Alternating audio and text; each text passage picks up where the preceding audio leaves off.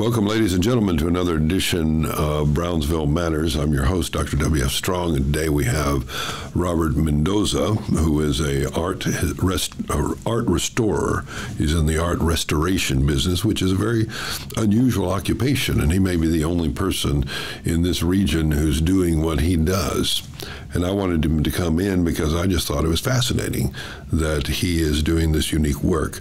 Now, Robert, I want to ask you, I've seen this guy on YouTube who goes around in his spare time and he restores tombstones in cemeteries. Have you seen that guy? No, he goes into a cemetery and he finds tombstones that have been neglected, and he pressure washes them and he acid washes them, and you know, you can't even read them until he goes in, because he's doing things that are 150 years old, of course. And it's astonishing what he can do to bring them back and make them look like they were, you know, kind of made 10 years ago instead of 150 years ago. And so is this, I mean, I know you're not working necessarily with tombstones, but when you're working with statuary, are you doing something similar in bringing out the original? Well, first of all, let me thank you for having me. You're welcome. Thanks for coming. Having me here. I would say it would be very similar. A lot of some of the statues that I've worked on have been kept outdoors, so they're accessible to the weather and the elements the same way. So I would imagine it would be very similar. Most important thing, of course, would be to clean up the surface, because we need to know what's behind, what's beneath the layers of, you know, sediment and gunk and all that. So that would be the primary. Are most of these the statuary that you work with, are they religious in nature, or do you deal with just you know, a statue of a founder of a school, or can it be just anything? It can be anything. For the most part, they are religious icons. But I have worked in other figures, you know, per se, like for example, like old bird baths. You know, okay. Like yeah, that. That's true. They get really messed up at times, don't they? The thing is that a lot of these garden items become family heirlooms. Yeah. And that's the thing. Oh, this belonged to my grandma, and then my grandma gave it to my mom. Now my mom gave it to me for my new house, you know, so it means a lot to them, you know. So you have people come to you and say, you know, this is a family heirloom, and and we really want it restored. Yes. And then they bring it to you, or you go get it? Either way. Either way. Either way. Either way. Sometimes it's better when I go pick it up. Yeah. From the spot where it's laying. It gives me a better understanding of what it's had to put up with, you know, in the past, you know, whatever long it's been there. Get an idea of the area, you know. Well, what happens with the bird bath? I mean, how does it deteriorate over time?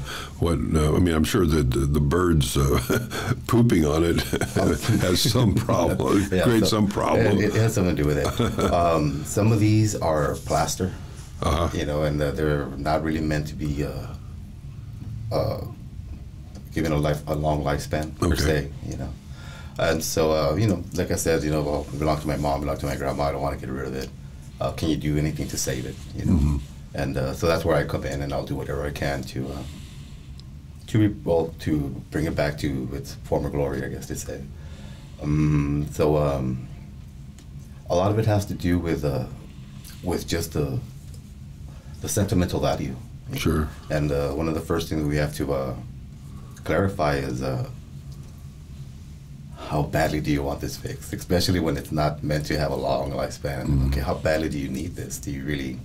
Because it could be it could get pricey, and not because I'm gonna, you know, gouge them or anything. Right. The materials itself, sometimes you bring them up, and you know, the thing is like So do you replaster them? If it's made of plaster, do you put a new plaster? You really can't plaster on plaster.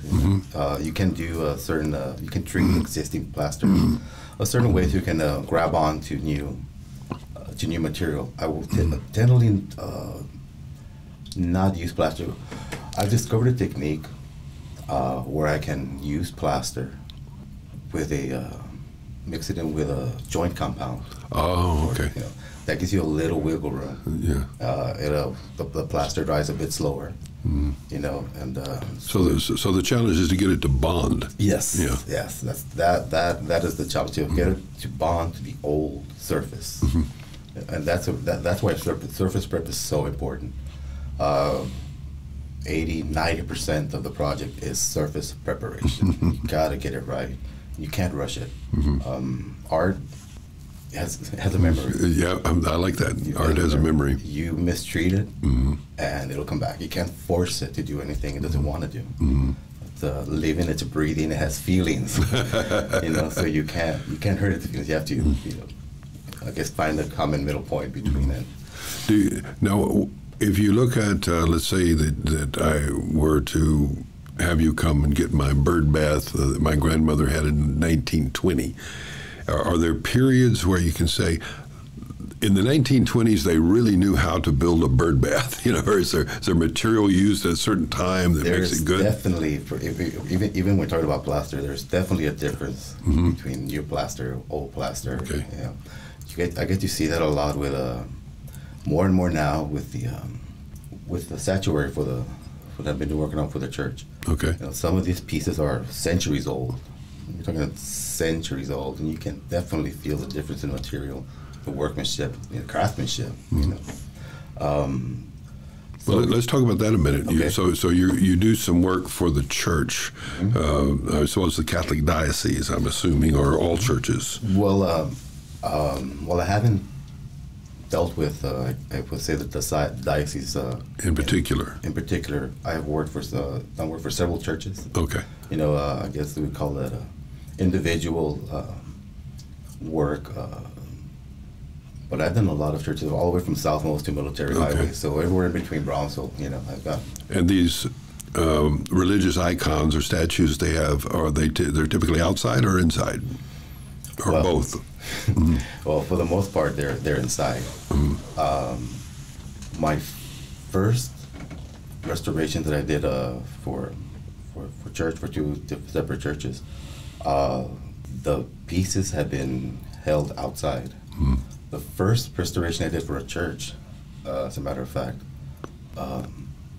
were two icons. You know, it was a Christ and a Virgin Mary. I don't know the story behind it, but they were kept outside as trash. Oh? Yeah, so they were horribly baked by the sun, beginning to crack, separate the figure itself, the surface itself. Were they made of concrete or? Actually, these were made of fiberglass. How interesting. They were made of fiberglass. Yes. Fiberglass is it's excellent because it's lightweight and it's very strong. But oh man, that sun had just baked it to a crisp. So what did you do? How did you fix that or restore it? First thing first, of course, like I mentioned before, you need to clean the surface because there's so many underlying things that can be hidden. You've got to be prepared for that. Once I clean the surface since they're made of fiberglass, the good thing is fiberglass, I can use that.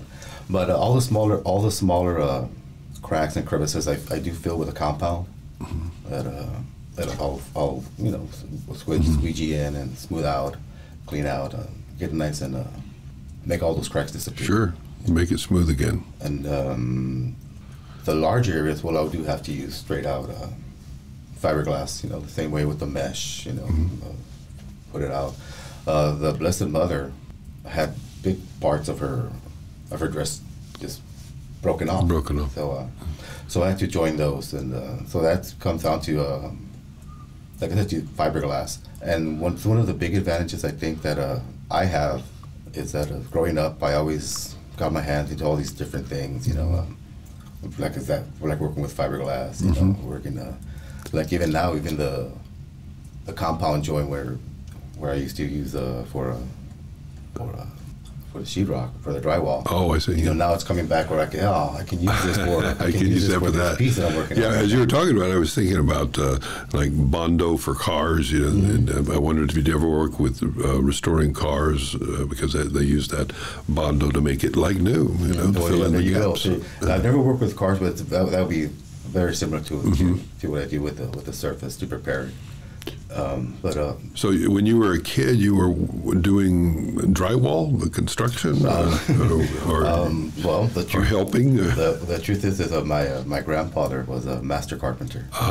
Master carpenter. There's nothing that man did not know how to do, and did not know how to do expertly. He was very proud of his work. Was a very proud man, well. So you worked with him. Well, yes, I learned everything. I learned a lot from him. Sure. Especially because, well, I was never big on school. I never liked going to school. So, I was, absent a lot. And there was always a situation, there was a problem, right, about getting me to school by poor mom, what you had to put through to get me to school. And, there was this one point where my grandpa said, you know what, déjalo, dímelo, yo me lo llevo, yo le enseño lo que tiene que saber. Like I'm going to take him with me, I'm going to take him to my job, and I'll teach him what he needs to learn. And so that's exactly what he did. He would take me to the work sites, and he wouldn't say a word. I mean, he would just look at me, point his eyes like, just watch what I'm doing. That's all you got to do. Just watch. And till this day, that's how I learn, If anybody tries to explain something to me, no. Show me how to do it. Show me one time and I'll pick it up. So you just needed the old apprentice system, rather than the didactic system where someone's talking at you. There you go. Yeah. You needed to be active. Yes, I need to get my hands in there. I need to get my hands on it, and so that's where all my knowledge came. From from simple carpentry, woodworking, things like that. It's with his knowledge and with my, I guess, brain. Well, does the woodworking help you also? I mean, yes. The carpentry? Yes, because some of I have worked on, oh my God, I've been blessed to work on statues and figures that are made of wood. They're so old. Oh. They're made of wood. They're carved out of wood.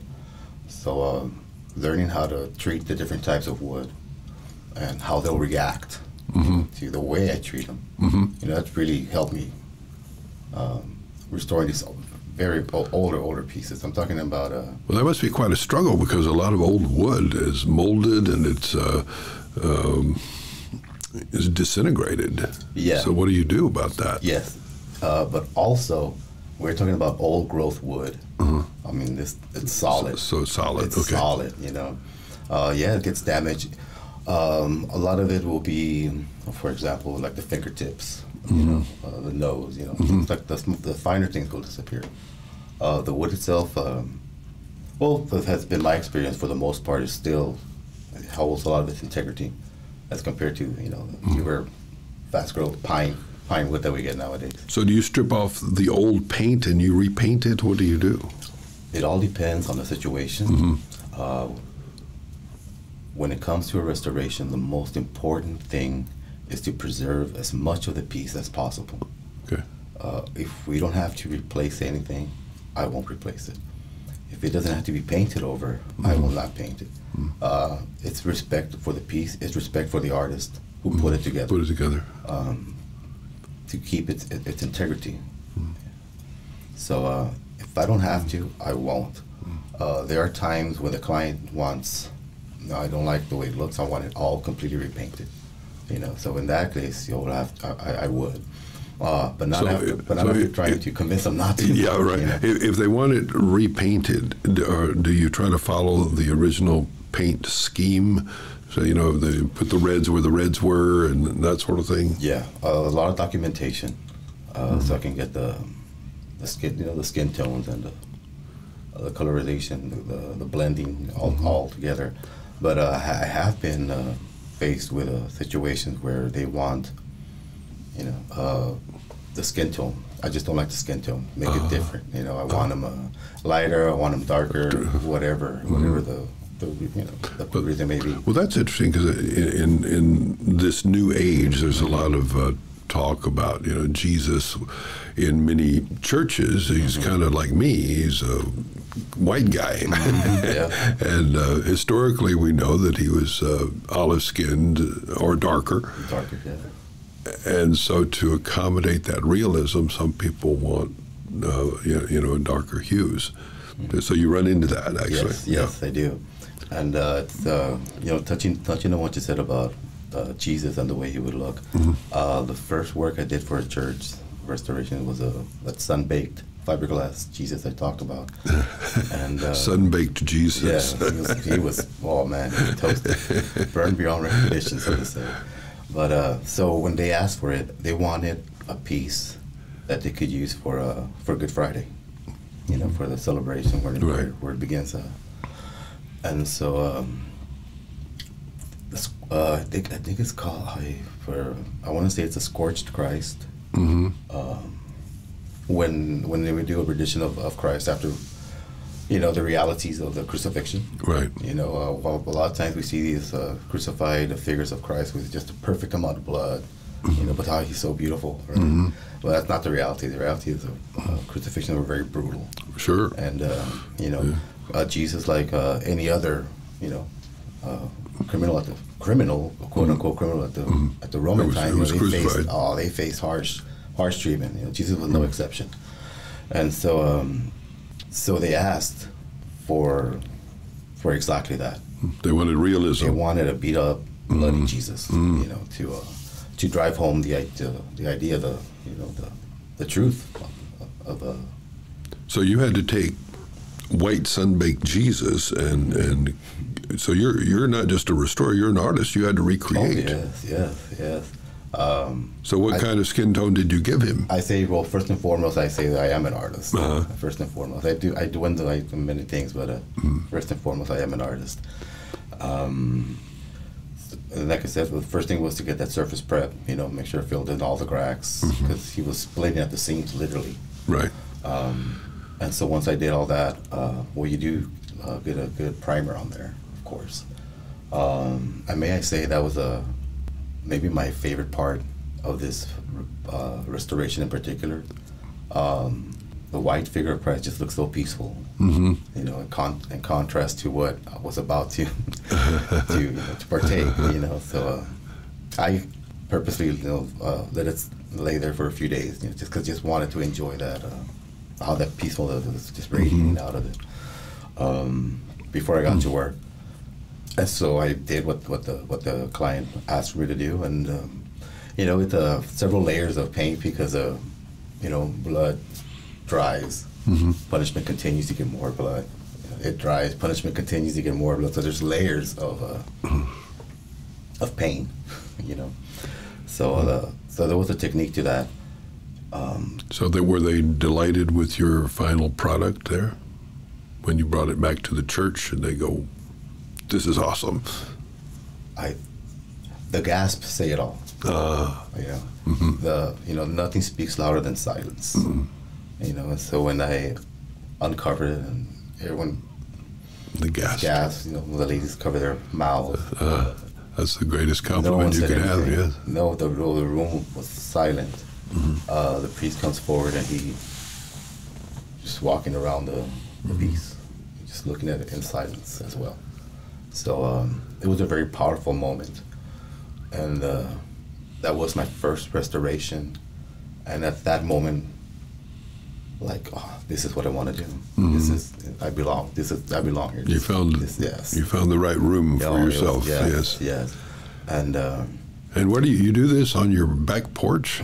Yeah, luckily our patio is at least covered, so I get some protection. But I am, like I said earlier, I'm susceptible to the elements. And I have to take consideration humidity and all these things, because you want your paint to dry, your bonding material to dry properly, and so.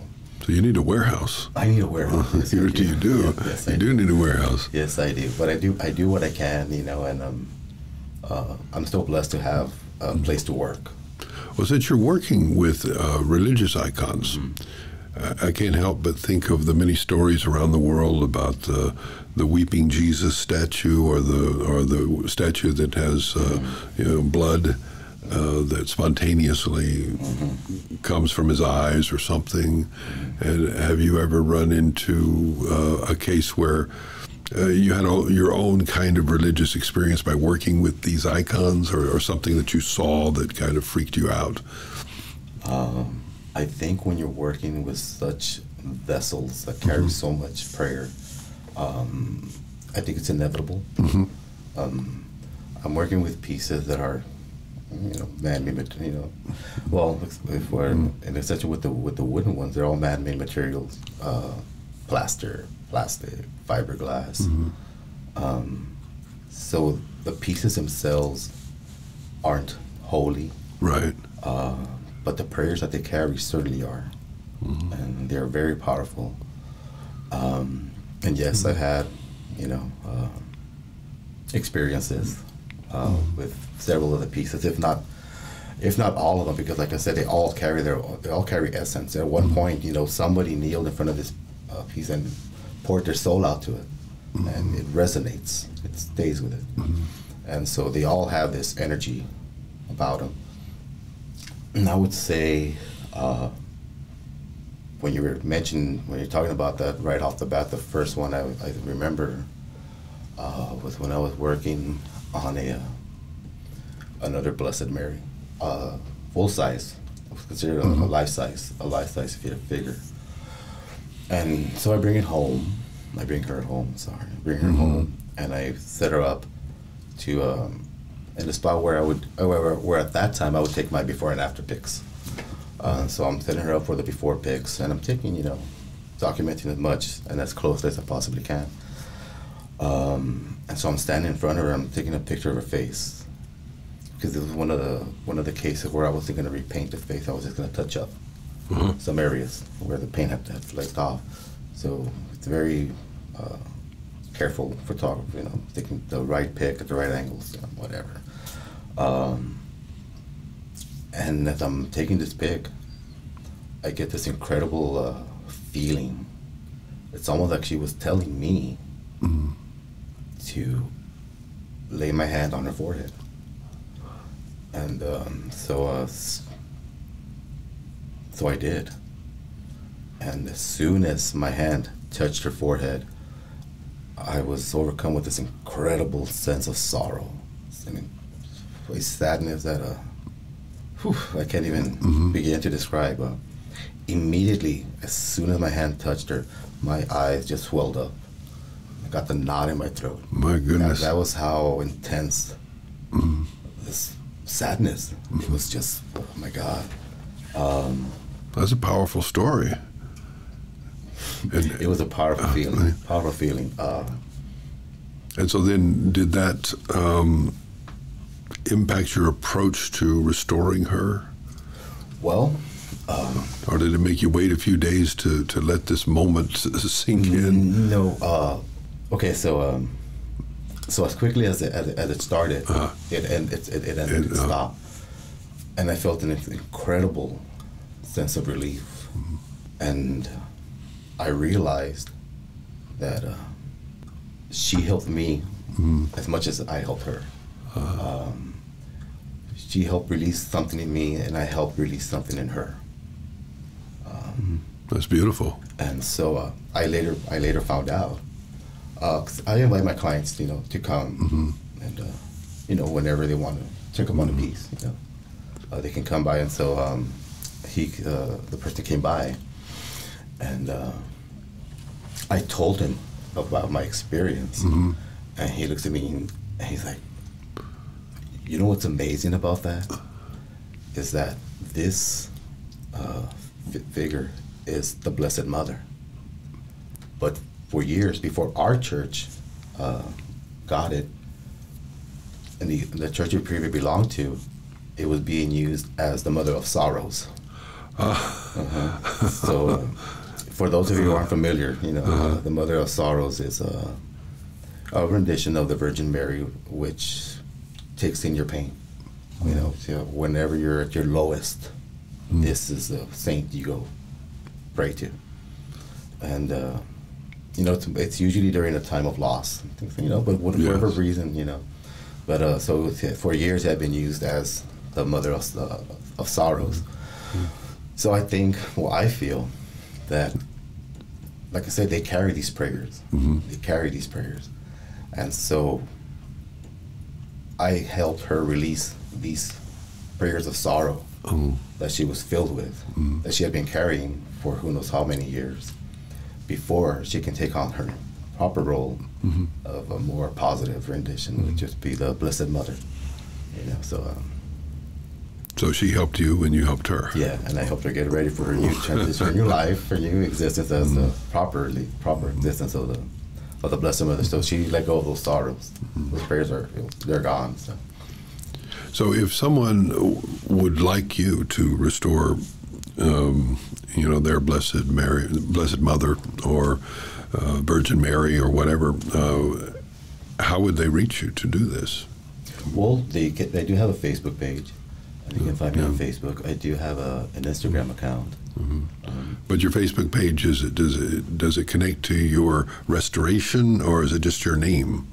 I post on there as well, so they'll be able to see some of my restoration work there. But what's the name of the Facebook page? That's what I'm getting at. Oh, it's just Robert. I'm sorry, for the Facebook page right now, it's just Robert Mendoza. Yes. Robert Mendoza. But I do have my Instagram account at Estudio Camalio 956. So they'll be able to get more closely. Better look at there, and they can reach me through there. Okay. So you do all kinds. You do life size, and you do little wall size, hanging on the wall size icons, and everything. They've brought me everything. I get a lot of baby Jesus. Especially around the holiday season, I'll get a lot of little baby Jesuses for the nativity scene, and some of them are, for lack of a better description, a dime a dozen. They come from the same mold, per se. But these pieces are the most important because they mean so much to the people. Yes. To the people that bring it to you. And so they could have been in the family for 100 years or something, right? Yeah.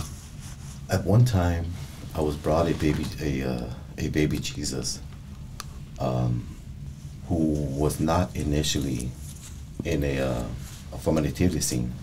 It came from a saint who was carrying baby Jesus. A very old church from a grandmother, or a great-grandmother, who at the time was a child. Admired this piece in the small little village where she lived.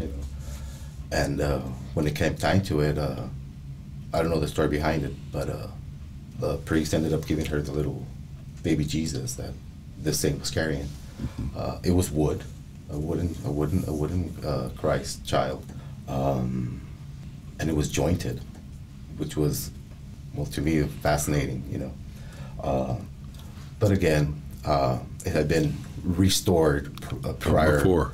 It wasn't restored very well, properly to begin with. I would assume you get some of that. People bring you with something that somebody else messed up. One of the biggest problems will be prior restorations. Yes. For example, with this one, it had just been painted over, so the joints were all stuck in place. So it took quite a lot of work on your part to give them movement, to set them free. Well, what's the oldest one that you've done? I know you don't always know the dates, but by guess, what would be? That would have to be one of them. I knew that piece was at least from within the family was at least 100 years in the family. So prior to that, how long was that? Image with the saint. Also, I did get a piece from a church. It was definitely a Spanish colonial era. Again, carved, and you can tell because it's because of the wood. It's very dark. A lot of times they're made of ebony, comes from deep in Africa, but it's a very popular wood because it's very strong. Very strong, very dense wood. Yes, and it holds its integrity very well. And also they're jointed. They just don't put the detail in that anymore. They have their wrists smooth, their elbows smooth. It's a lot of work goes into it. A lot of detail. Yeah. And so that was probably the oldest ones that I have worked on. And most of them around here in these old Catholic churches, which are among the oldest here, they're made of stone. The statues? No. Well, there's The one I just mentioned, the Spanish colonial one, belonged to a church over there on Military. So I don't remember how they acquired it, but it was the only one they had. A lot of times these pieces are donated. Oh yeah. And they come from different areas. Yeah. So, they're not very tracked, very well. So who knows where they came from, how they acquired it. But that's where I got that Spanish colonial one. And I know a woman who collects crosses, and she has a room that is just full of crosses that she's collected from Spain and Mexico and Venezuela.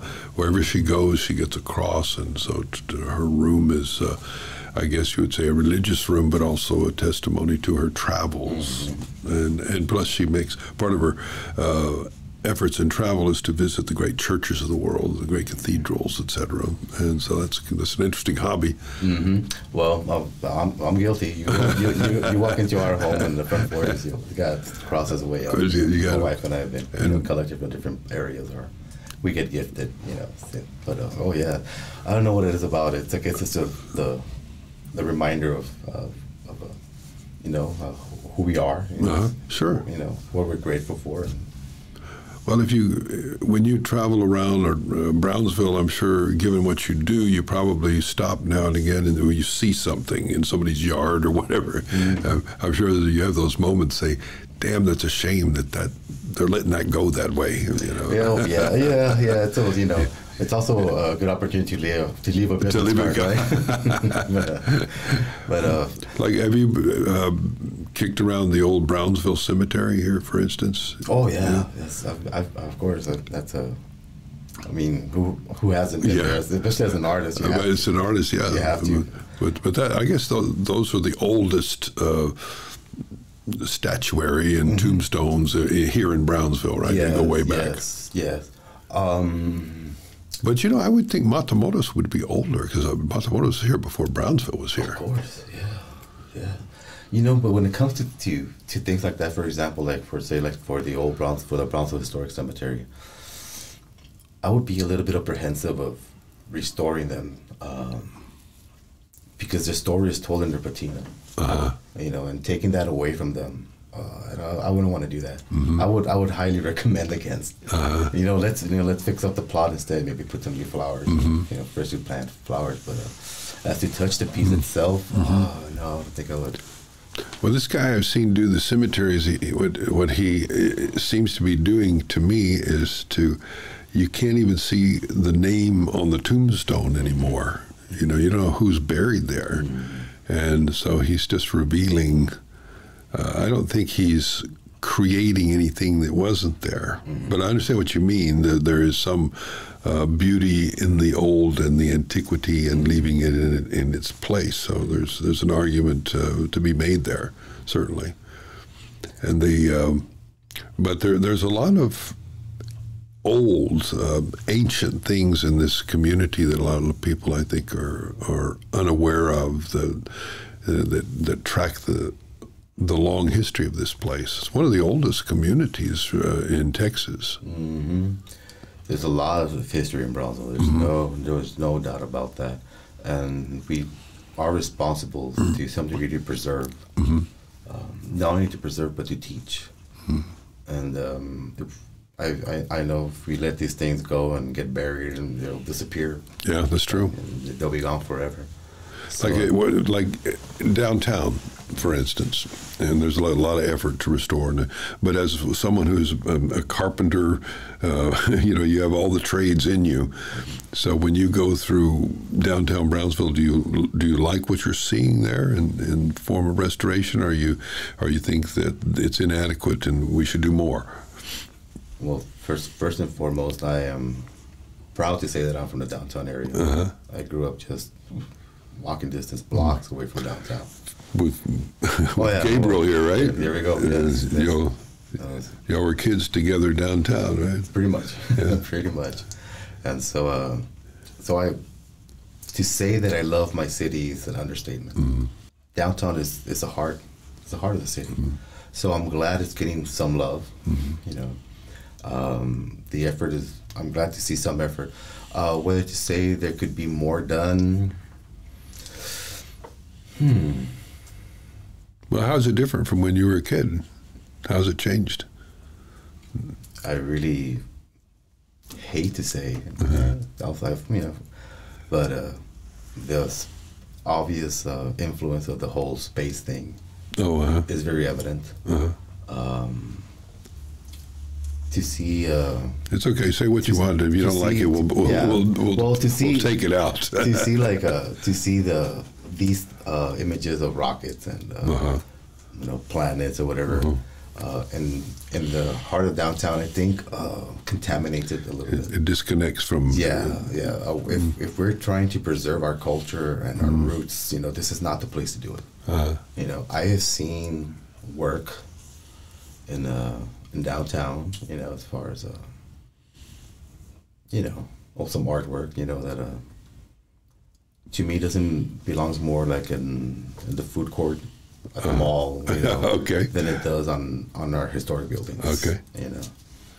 So I wish there was a little bit more of an effort to stay connected with our culture and our roots, at least there, in Market Square, and places like that. I understand what you're saying. We don't need a rocket ship in Market Square, So in that way, I wish we'll just keep.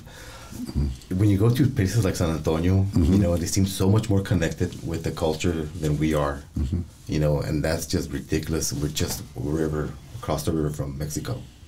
How is it that there's more culture in these areas stuck in the middle of the state than there is in an area right on the border? And I wish we just make more of an effort to stay connected with who we are and not try to take on this ideology or identity from outside. I'm all for growth, and I want to see Brownsville, be the great city that it is, a greater city that it is.